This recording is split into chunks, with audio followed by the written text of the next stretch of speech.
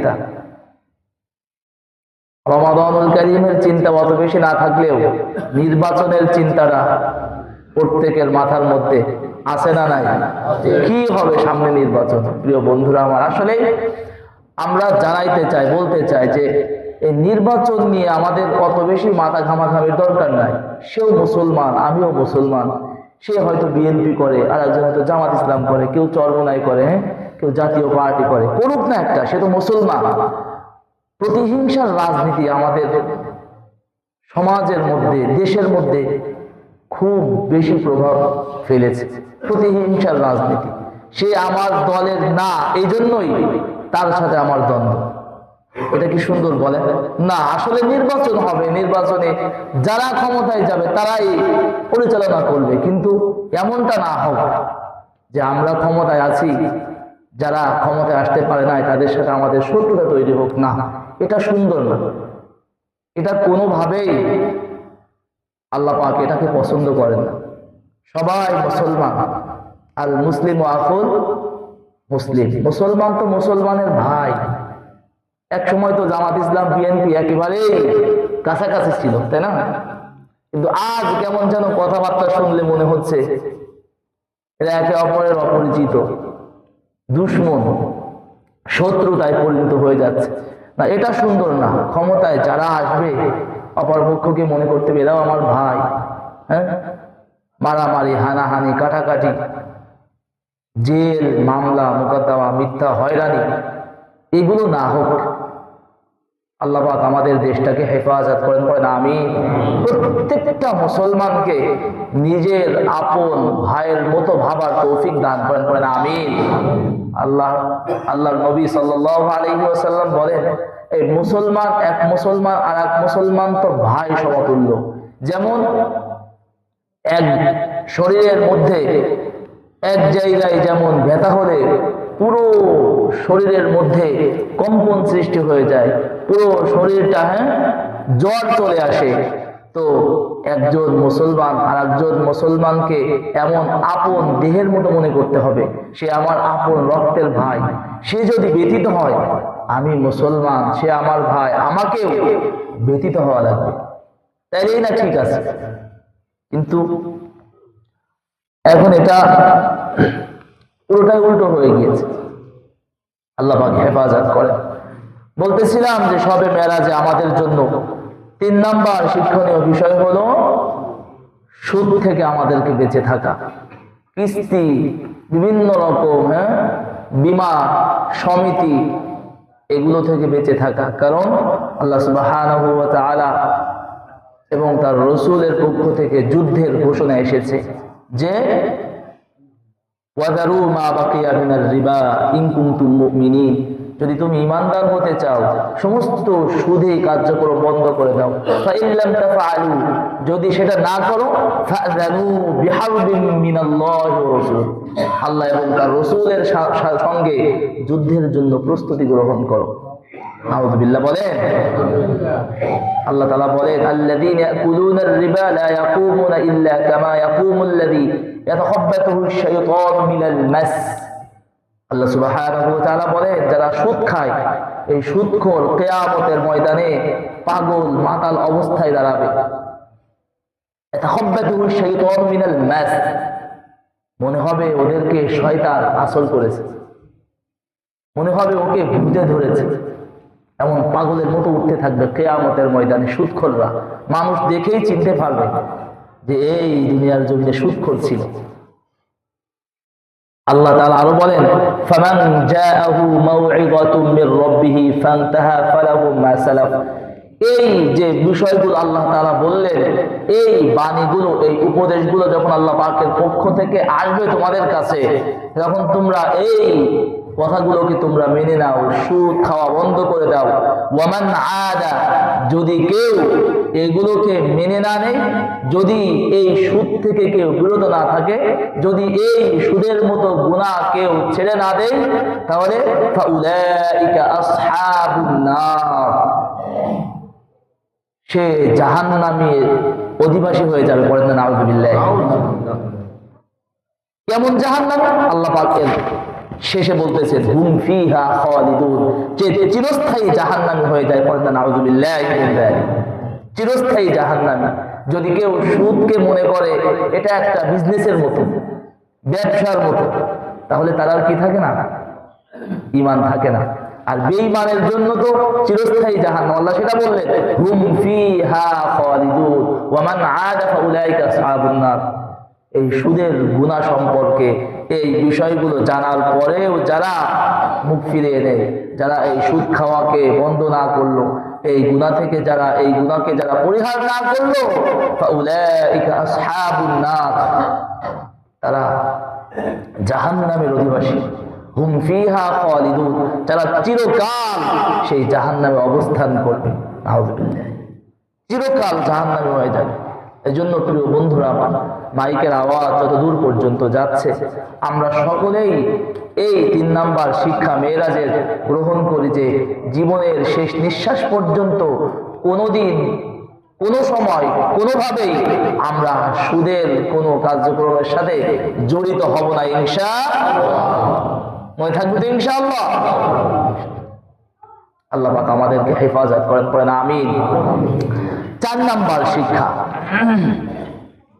শবে মেরাজের, জেনা ব্যভিচার করা যাবে না। 4 নাম্বার কি শিক্ষা? জেনা ব্যভিচার করা যাবে না। নবীজি সাল্লাল্লাহু আলাইহি ওয়াসাল্লাম মেরাজের রজনীতে জাহান্নামের মধ্যে যখন ভ্রমণ করতেছিলেন, তো দেখে একদল মানুষের সামনে ভালো গোশত রাখা, আর এক পাশে পচা মাংস রাখা, দুর্গন্ধ, পুজ, রক্ত এগুলো রাখা। ভালো মাংস আছে, আবার পচা মাংস আছে। কিন্তু কিছু সংখ্যক লোক, তারা ভালো মাংসের দিকে তাদের কোনো আগ্রহ নাই। তারা ওই পচা দুর্গন্ধময় সেই পচা মাংস খাচ্ছে এবং ওই দুর্গন্ধময় পুজ, রক্ত এগুলো ভক্ষণ করতেছে। রাসূল সাল্লাল্লাহু আলাইহি ওয়াসাল্লাম জিজ্ঞেস করলেন, মান হাউলাই ইয়া জিবরিল, হে জিবরাইল, এই যে ব্যক্তিগুলো পচা মাংস খাচ্ছে, দুর্গন্ধময় যে পুজ এগুলো খাচ্ছে, এগুলো কোন পাপের শাস্তি স্বরূপ তাদেরকে এই খাবার দেওয়া হয়েছে? জিবরাইল আলাইহিস সালাতু ওয়াস সালাম জানিয়ে দিলেন, ইয়া রাসূলুল্লাহ, দুনিয়ার জমিনে এরা ছিল ওই সমস্ত জেনা ব্যভিচারকারী পুরুষ এবং মহিলা। তাদের স্ত্রী ছিল, তাদের হালাল স্ত্রী ছিল, তাদের জন্য বিবাহ সম্পর্ক বৈধ ছিল, কিন্তু তারা সেগুলো না করে পরকীয়া করে জেনা ব্যভিচার করত। ওই যে হালাল স্ত্রী, হালাল মাংস, ভালো বস্তু রেখে তারা পচা, গান্ধা, নিকৃষ্ট পথকে বেছে নিয়েছে, পরকীয়ার পথ বেছে নিয়েছে, জেনা ব্যভিচার করেছে। আজ এই পাপের কারণে তারা জাহান্নামের মধ্যে এই পচা, দুর্গন্ধময় রক্ত, পুজ, মাংস এগুলো তারা কিয়ামত পর্যন্ত ভক্ষণ করতে থাকবে। পড়েন নাউযুবিল্লাহ। তাহলে 4 নাম্বার শিক্ষা। 5 নাম্বার শিক্ষা,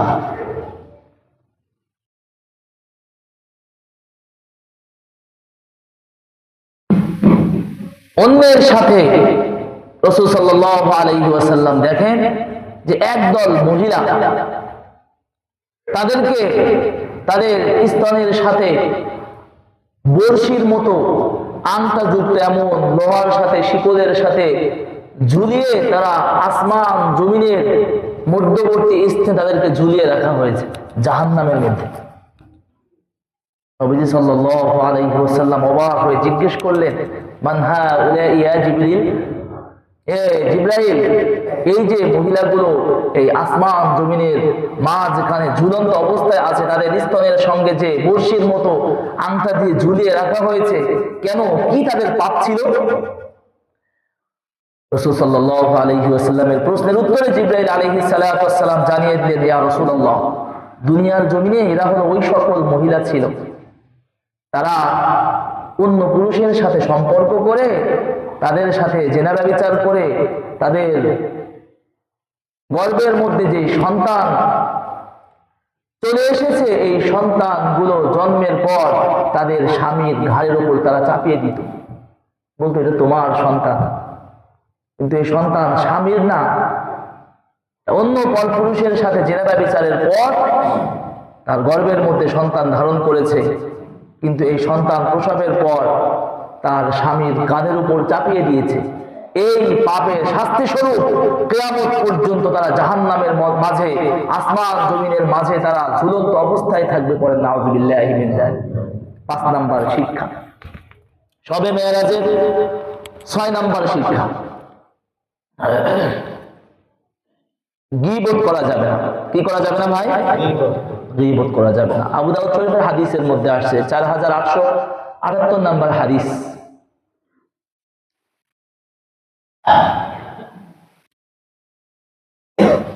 লাম্মা উরিজা বিহি মারারতু বিকওমিন লাহুম আযফারুম মিন নুহাসিন ইয়াখমিশুনা ওয়ুজুহাহুম ওয়া সুদুরুহুম ফাকুলতু মান হাউলা'i ইয়া জিবরিল।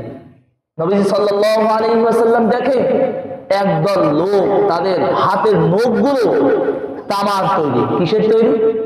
তামা। নখ কিসের তৈরি? তামা দিয়ে তৈরি। এই নখ দিয়ে তারা ইয়াখমিশুনা ওয়ুজুহাহুম, তারা তাদের উজুহ মানে চেহারা, তাদের চেহারার যে গোশতগুলো এই তামার নখ দ্বারা এভাবে তারা ছিঁড়তেছে। ওয়া সুদুরুহুম মানে বুক, তাদের বুকের যে মাংস ওই হাতের ওই তামার নখ দ্বারা সেগুলোকে এভাবে তারা ছিঁড়ছে। তামার নখ দ্বারা তাদের মুখের গোশত এবং তাদের বুকের গোশতগুলো তারা কি এভাবে ছিঁড়ছে।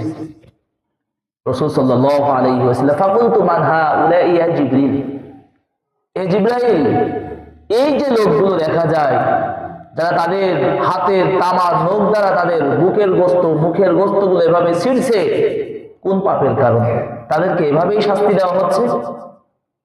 রাসূল সাল্লাল্লাহু আলাইহি ওয়াসাল্লামকে জানিয়ে দিল, ইয়া রাসূলুল্লাহ, দুনিয়ার জমিনে এরা মানুষের গীবত করত, মানুষের গীবত করে মানুষের মান সম্মান নষ্ট করত, মানুষের বদনাম বিভিন্ন মানুষের কাছে তারা বলে বেড়াত। এই সকল অভ্যাস আমাদের সমাজের মানুষের আছে না নাই? আমাদের মধ্যে নাই, কি বলেন? বিশ্বাস করেন ভাই, যুবক ভাইরা যারা আছেন, বিশ্বাস করেন, এই হাদিস যদি সত্য হয়ে থাকে, আল্লাহর কোরআন যদি সত্য হয়ে থাকে, রাসূলের মেরাজ যদি সত্য হয়ে থাকে, যারা গীবত করে, যে সকল মায়েরা বোনেরা গীবতের পিছনে লেগে আছে, মানুষকে কষ্ট দেওয়ার পিছনে লেগে আছে, বিশ্বাস করেন যদি এই অভ্যাস তারা পরিত্যাগ না করে, পরিহার না করে, এই অভ্যাস থেকে যদি যারা ফিরে না আসে, এইভাবেই যদি তার জীবন চলতে থাকে, মৃত্যুর পর কোনো ক্ষমা নাই। তারাও তাদের তামার নখ দ্বারা তাদের মুখের গোশতকে এভাবেই ছিঁড়তে থাকবে, তাদের বুকের মাংসকে এভাবেই ছিঁড়তে থাকবে, কিয়ামত পর্যন্ত তারা এভাবেই ছিঁড়তে থাকবে, কোনো ক্ষমা নাই।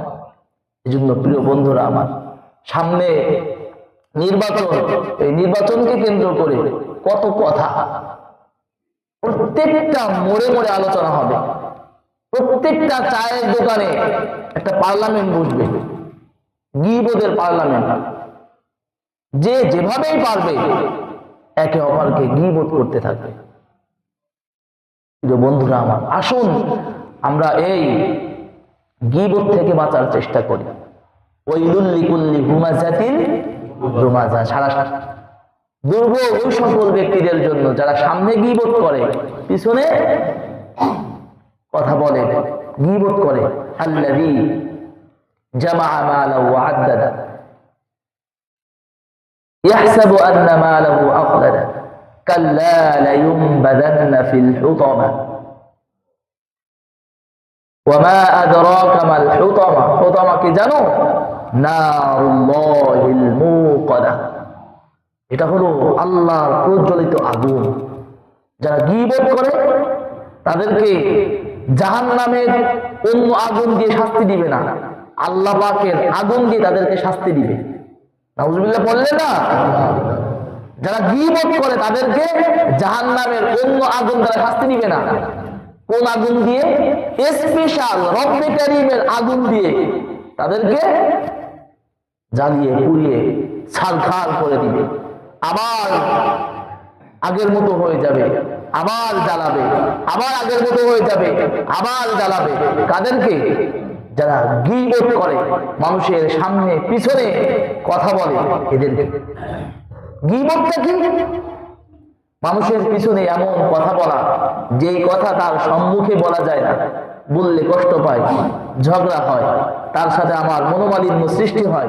এটাকে কি বলা হয়? বুঝেন নাই? সাহাবায়ে কেরাম প্রশ্ন করলেন, ইয়া রাসূলুল্লাহ, যেই বিষয়টা আমরা মানুষের সম্মুখে তুলে ধরি, যেই ব্যক্তির কথাকে আমরা অন্যের সামনে আলোচনা করি, যদি আসলেই ওই ব্যক্তি যদি সেই অপরাধটা করে থাকে, নবীজি বললেন এটাই তো গীবত। এটাই কি গীবত? একজন ব্যক্তি অপরাধ করেছে, চুরি করেছে, একজন ব্যক্তি জেনা করেছে, একজন ব্যক্তি মদ খেয়েছে, একজন ব্যক্তি কাউকে গালি দিয়েছে, আপনি সেটা শুনে আপনি তার পিছনে পিছনে এটাকে বদনাম করলেন যে অমুক ব্যক্তি অমুক ব্যক্তিকে গালি দিয়েছে, অমুক ব্যক্তি অমুক ব্যক্তির সাথে এরকম ভাবে অবৈধ সম্পর্ক করেছে, সুদ খেয়েছে, ঘুষ খেয়েছে। এটাই তো পিছনে বলাই তো গীবত। আর যদি এই অপরাধ তার মধ্যে না থাকে, এটা যদি আপনি আলোচনা করেন, তাহলে তখন আর গীবত থাকে না, তখন কি হয়ে যায়? অপবাদ হয়ে যায়। একজন ব্যক্তি যদি অপরাধ না করে থাকে, আমি যদি বলি, এটা তখন আর কি থাকে না? গীবত থাকে না। এটা কি হয়ে যায়? তখন অপবাদ হয়ে যায়। এই জন্য প্রিয় বন্ধুরা আমার, আল্লাতী তাত্তালিউ আলাল আফইদা ইন্নাহা আলাইহিম মুকসাদা ফি আমাদিন মুমাদ্দাদা, বলা হয়েছে যে যারা গীবত করে তাদেরকে তো আল্লাহ পাকের আগুন দিয়ে শাস্তি দিবে। তো জানো, ওই আগুন শরীরের যেই স্থানে লাগুক, সর্বপ্রথম তার কলিজা পুড়িয়ে দিবে।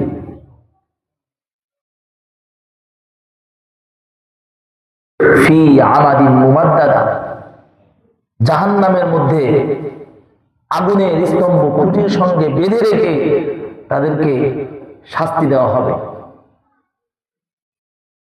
গীবত করা যাবে না। তাহলে আমরা সবে মেরাজ থেকে 3 নাম্বার 5 নাম্বার যে শিক্ষা গ্রহণ করলাম, সেটা কি ভাই বলেন? গীবত করা যাবে না। এখন বলেন তো, সবে মেরাজের 1 নাম্বার শিক্ষা কি? 5 ওয়াক্ত নামাজ। 2 নাম্বার এতিমদের মাল ভক্ষণ না করা। 3 নাম্বার সুদ খাওয়া যাবে না। 4 নাম্বার জিনারা বিচার করা যাবে না। 4 নাম্বার কি? 5 নাম্বার বলেছিলাম, মা বোনদের জন্য অন্যের সাথে পরকীয়া করে সন্তান ধারণ করে সেটাকে স্বামীর উপরে চাপিয়ে দেওয়া যাবে না। 6 নাম্বার গীবত করা যাবে না। 7 নাম্বার কোন প্রাণীকে কষ্ট দেওয়া যাবে না। কোন প্রাণীকে কি? শুধু মানুষ না, কোন প্রাণীকে কষ্ট দেওয়া যাবে না। বুখারী শরীফের হাদিসের মধ্যে আসছে, উযিবাতি মুরাতুন ফি হিররাতিন সাজানাতহা হাত্তা মাতাত ফাদাখালা ফিহা আন-নার। একজন মহিলা একটা বিড়ালের বাচ্চাকে বেঁধে রেখেছিল, ছোট একটা বিড়ালের বাচ্চা আটকে রেখেছিল। বিড়ালের বাচ্চাটাকে সে মহিলা কোনো খাবারও দেয় নাই, আবার বিড়ালের বাচ্চা যে অন্য জায়গায় যে কিছু খাবার দাবার খেয়ে জীবন ধারণ করবে, এই জন্য তাকে ছেড়েও দেয় নাই। এভাবেই বাঁধা ছিল। ওই বাঁধা অবস্থায় হাত্তা মাতাত, সে বিড়ালের বাচ্চাটা ইন্তেকাল হয়ে গেল। নবী সাল্লাল্লাহু আলাইহি ওয়াসাল্লাম বলেন যে একটা বিড়ালকে কষ্ট দেওয়ার কারণে, একটা প্রাণীকে অন্যায়ভাবে হত্যা করার কারণে আমি রাসূল তাকে দেখেছি সেই মহিলাকে জাহান্নামের মধ্যে চলতে। নাউযুবিল্লাহ। বুখারীর বর্ণনা। 7 নাম্বার। 8 নাম্বার নবী সাল্লাল্লাহু আলাইহি ওয়াসাল্লাম বলেন, আমি জাহান্নামের মধ্যে দেখলাম যে কিছু সংখ্যক মহিলা তাদের স্তনের মধ্যে বিষধর সাপ দংশন করতেছে। মুস্তাদরাকে হাকিমের বর্ণনা 2837 নম্বর হাদিস। কিছু সংখ্যক মহিলা তাদের স্তনের মধ্যে কি সাপ দংশন করতেছে। আমি ফাকুলতু মান হাউলা ইয়া জিবরিল, আমি জিজ্ঞেস করলাম জিবরাইল, এই যে মহিলাগুলো এদের স্তনের মধ্যে সাপে দংশন করতেছে, কি তাদের অপরাধ ছিল? কোন পাপের শাস্তি স্বরূপ তাদেরকে এভাবে আযাব দেওয়া হচ্ছে? জিবরাইল আলাইহিস সালাতু ওয়াস সালাম জানিয়ে দিলেন, ইয়া রাসূলুল্লাহ, এরা হলো দুনিয়ার সমাজের মধ্যে ওই সকল মহিলা যারা বাচ্চাদেরকে দুধ পান করাইতো না। বাচ্চাদেরকে কি নিজেদের বুকের দুধ খাওয়াইতো না। আছে না নাই? আল্লাহ তাআলা আমাদেরকে মাফ করেন। আর চিৎকার দিয়ে পড়েন আমিন। বুখারীর বর্ণনার মধ্যে আসছে, নবীজি সাল্লাল্লাহু আলাইহি ওয়াসাল্লাম বলেন যে আমি জাহান্নামের মধ্যে দেখলাম যে একদল মানুষ তাদের মাথার কাছে বিশাল বড় সাইজের পাথর নিয়ে ফেরেশতা দণ্ডায়মান, মাথার উপরে এত জোরে পাথর নিক্ষেপ করতেছে, পাথরের আঘাতে পুরো মাথা চৌচির হয়ে যায়। জিবরাইল ওই পাথর পুড়িয়ে আনার আগে আবার মাথা আগের মতো জোড়া লেগে যায়। এভাবে আবার আঘাত করে আবার তাদের মাথাগুলো চৌচির হয়ে যায়। আবার ফেরেশতারা পাথর হাতে নেওয়ার সাথে সাথে আবার মাথাগুলো আগের মতো জোড়া লেগে যায়। এভাবেই বারবার আঘাত করতেছে, আবার তাদের মাথাগুলো এভাবে জোড়া লেগে যাচ্ছে। যুবক ভাইরা আমার যারা আছে একটু লক্ষ্য করেন, বুখারীর বর্ণনা 7047 নম্বর হাদিস। আপনাদের কাছে যাদের মোবাইলে অ্যাপস আছে, হাদিসের অ্যাপস আপনারা খুললেই দেখবেন 7047 নম্বর হাদিসের বর্ণনা, যে ফেরেশতারা মাথার উপর এত বিশাল সাইজের পাথর দিয়ে নিক্ষেপ করে মাথা চৌচির হয়ে যায়। বলেন তো, মাথা চৌচির হয়ে গেলে মাথার কোনো চিহ্নই থাকতেছে না, এই মানুষ বেঁচে থাকবে? কথা বলেন। যুবক ভাইরা যারা আছেন, আমরা সবাই জানি হাদির মাথায়, ওসমান হাদির মাথায় এই পাশ থেকে গুলি লেগে এই পাশ থেকে বের হয়ে গেছে, মাথা কি চৌচির হয়ে গিয়েছে? হাদি আর দুনিয়ার জমিনে নাই। আমরা বিশ্বাস করি সবুজ পাখি হয়ে আজ জান্নাতের মধ্যে উঠতেছে। বিচার হয়েছে? বিচার হয় নাই। আল্লাহ আল্লাহ, বিচার তো আল্লাহ করবেন ইনশাআল্লাহ। লিমানিল মুলকুল ইয়াউম লিল্লাহিল ওয়াহিদিল কাহ্হার। সেদিন রব্বে কারীম যখন হুঙ্কার দিবে, ধমক দিবে, যখন জিজ্ঞেস করবে লিমানিল মুলকুল ইয়াউম, আজকের রাজত্ব কার, সেদিন কোন প্রতাপশালী বাদশা মাথা উঁচু করার সাহস পাবে না ইনশাআল্লাহ। আল্লাহ পাক বলবেন লিল্লাহিল ওয়াহিদিল কাহ্হার, প্রতাপশালী বাদশা একমাত্র কে? আর চিৎকার দিয়ে বলেন না কে? আল্লাহু আকবার। বিচার সেদিন হবে ইনশাআল্লাহ। এই জন্য প্রিয় বন্ধুরা আমার যারা আছেন, এই সবে মেরাজ থেকে শিক্ষা গ্রহণ করেন, এই কথা থেকে শিক্ষা গ্রহণ করেন যে জীবনের শেষ নিঃশ্বাস পর্যন্ত প্রত্যেকটা কদমে আমি চিন্তা করব যে আমার এই কদম ফলানোর মাধ্যমে যেন কোনো মানুষ কষ্ট না পায়, কোনো প্রাণী কষ্ট না পায়, আমার পক্ষ থেকে যেন কেউ জুলুমের শিকার না হয়। মনে থাকবে তো ইনশাআল্লাহ?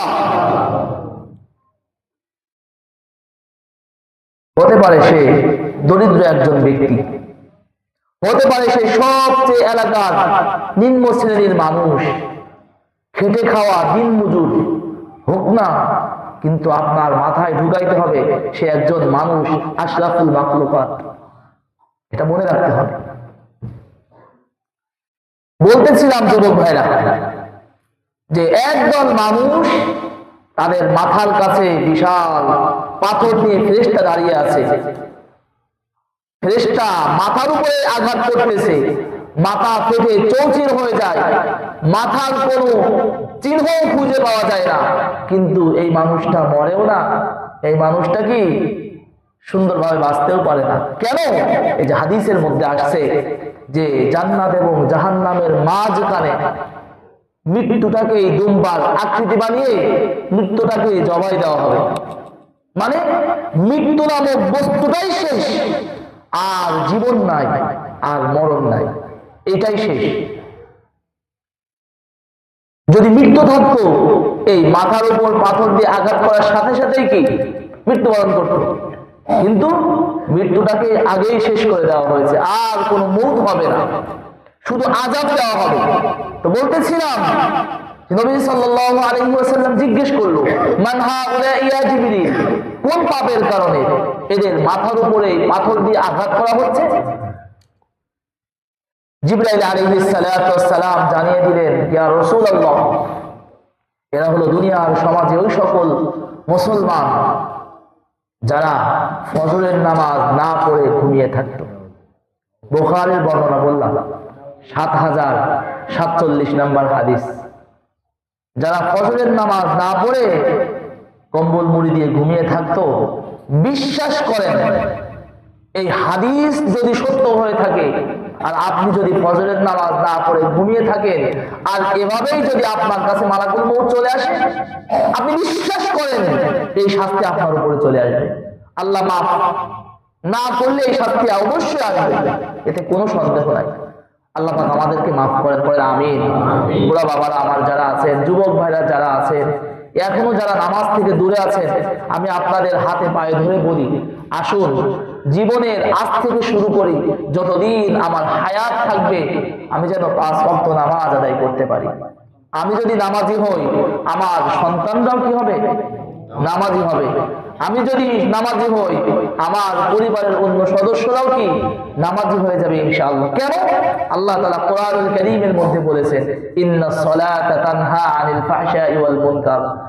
নামাজ এটা এমন একটা ইবাদত যেটা সকল খারাপ থেকে মানুষদেরকে বাঁচায় রাখে, সকল প্রকার পাপ থেকে মানুষদেরকে বাঁচায় রাখে। এই জন্য আসুন আমরা আজ থেকে তওবা করি যে জীবনের শেষ নিঃশ্বাস পর্যন্ত কোনদিন আজ নামাজ কাজা করব না ইনশাআল্লাহ। কারা কারা নিয়াত করতে পারি? যুবক ভাইরা আমরা কারা কারা নিয়াত করতে পারি? একবার পড়ে আল্লাহু আকবার। আল্লাহ তাআলা আমাদেরকে তৌফিক দান করেন, আল্লাহ তাআলা আমাদেরকে কবুল করেন। বলতেছিলাম যে কিয়ামত পর্যন্ত বেনামাজি যারা নামাজ না পড়ে ঘুমিয়ে থাকে, যেই সন্তান আপনার ফজর না পড়ে ঘুমিয়ে থাকে, আপনি বিশ্বাস করেন ভাই, এই সন্তানের ব্যাপারে আল্লাহ তাআলা কোরআনুল কারীম সূরা তাগাবুনের মধ্যে আল্লাহ পাক বলেন 14 নম্বর আয়াতে, ইন্নামা ইয়া আইয়ুহাল্লাযীনা আমানু, হে ঈমানদারেরা, ইন্নামা আমওয়ালুকুম ওয়া আওলাদুকুম ফিতনা। আল্লাহ বলেন শোনো, এই তোমার সন্তান সন্ততি, মিন আজওয়াজিকুম, তোমার স্ত্রী, ফিতনা, এগুলো সব তোমাদের জন্য মুসিবতের কারণ হয়ে যাবে। নাউজুবিল্লাহ বলেন। কাদের কথা বললেন বলেন? আল্লাহ এখানে ভাইয়ের কথা বললেন না, এখানে আল্লাহ পাক মায়ের কথা বললেন না। আচ্ছা বলেন তো, এখানে আমাদের মায়েদের জন্য, আমার মা, আমি আমার মায়ের জন্য কয়দিন নামাজ কাজা করেছি? আমার মা আমাকে কোন দিন আদেশ করেছে অনেক সম্পদ অর্জন করতে হবে? আমরা যা কিছু করি, আপনি বিশ্বাস করেন আর না করেন, এই কোরআনের আয়াত বলে যে আমরা যা কিছু করি এগুলো সব সন্তান সন্ততি স্ত্রী। আচ্ছা কেউ কি সম্পদ অর্জন করে নিজের ভাইয়ের জন্য? আছে এমন কেউ? হ্যাঁ, মা বাবার জন্য কয়জন করে? মা বাবা তো জীবনের যখন সুন্দর সময়টা চলে আসে, ঠিক ওই মুহূর্তে কতজনের মা কবরে চলে যায়, যায় না? যখন আপনি আপনার মাকে সর্বোচ্চ খেদমত করতে পারবেন, যখন আপনি আপনার মা বাবাকে সর্বোচ্চ খাবারটা খাওয়াইতে পারবেন, আপনার যখন বেতনের ধাপটা অনেক বেড়ে যাবে, আপনার ব্যবসার মধ্যে যখন অনেক বেশি বরকত শুরু হয়ে যাবে, দেখবেন আপনার আম্মার বয়স হয়ে গিয়েছে, ইন্তেকাল করে কবরে চলে গিয়েছে। কথা বলেন সত্য না মিথ্যা? এরপরে শুধু মৃত্যুর আগ পর্যন্ত শুধু ক্রন্দন আর ক্রন্দন, হায় রে আমার মাকে কিছু খাওয়াইতে পারলাম না, আফসোস আমার বাবাকে কিছু খাওয়াইতে পারলাম না। কিন্তু আল্লাহ পাক মা বাবার কথা বললেন না। আল্লাহ বলেন যে ইন্না মিন আজওয়াজিকুম, তোমার স্ত্রী, ওয়া আওলাদিকুম, তোমার সন্তান, ফিতনা, এগুলো সব তোমাদেরকে জাহান্নামে বানায়া ছাড়বে। এগুলো সব তোমাদের জন্য পরীক্ষা। সেই পরীক্ষা আপনার স্ত্রী সন্তানদেরকে যদি আপনি ভালো পথে না পরিচালনা করতে পারেন, এগুলোই আপনার জাহান্নামে যাওয়ার কারণ হয়ে যাবে। এই জন্য প্রিয় বন্ধুরা আমার, যাদের সন্তানরা ফজর না পড়ে ঘুমিয়ে থাকে, আল্লাহ পাকের আয়াতকে আপনি বিশ্বাস করেন, সূরা তাগাবুনের 14 নম্বর আয়াত আপনি বাংলা অর্থটা পড়েন, আল্লাহ পাক এটাই বললেন যে আপনার সন্তান ঘুমিয়ে থাকে, আপনি আপনার সন্তানকে এই শীতের জন্য কষ্ট হবে, ঘুম নষ্ট হবে, এই জন্য আপনি তাকে ডাকাইলেন না, অথচ একবারও চিন্তা করলেন না যে স্মার্টফোন দিয়ে সন্তানকে আলাদা একটা ঘরের মধ্যে তাকে থাকার জায়গা করে দিলাম, সারা রাত কি আমার সন্তান দরজা বন্ধ করে ঘুমায় নাকি ফোন টিপে? এই ব্যাপারে কোনোদিন খবর নিছেন? না, শুধু মাথার মধ্যে একটাই কথা, এত সকালে উঠবে সন্তান, এত ঘুমের ডিস্টার্ব হবে, তার শরীর খারাপ করবে। আল্লাহ বলেন ইন্নামা আমওয়ালুকুম ওয়া আওলাদুকুম ফিতনা ওয়া আজওয়াজুকুম, তোমার সন্তান, স্ত্রী, এগুলো সব তোমাদের জন্য পরীক্ষা।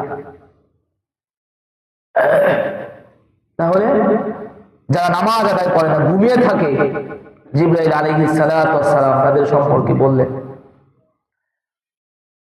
সর্বশেষ যেই কথাটা বলবো, নবী সাল্লাল্লাহু আলাইহি ওয়াসাল্লাম, এটাও বুখারীর বর্ণনা, 7047 নম্বর হাদিসের মধ্যে আসছে, নবী সাল্লাল্লাহু আলাইহি ওয়াসাল্লাম দেখে যে বিরাট একটা গর্ত, তার মুখটা হলো সরু, সেই গর্তের মধ্যে আগুন জ্বলছে, দাউ দাউ করে আগুন জ্বলছে, তার মধ্যে কিছু সংখ্যক নারী, কিছু সংখ্যক পুরুষ উলঙ্গ অবস্থায় একে অপরের সঙ্গে লেগে আছে।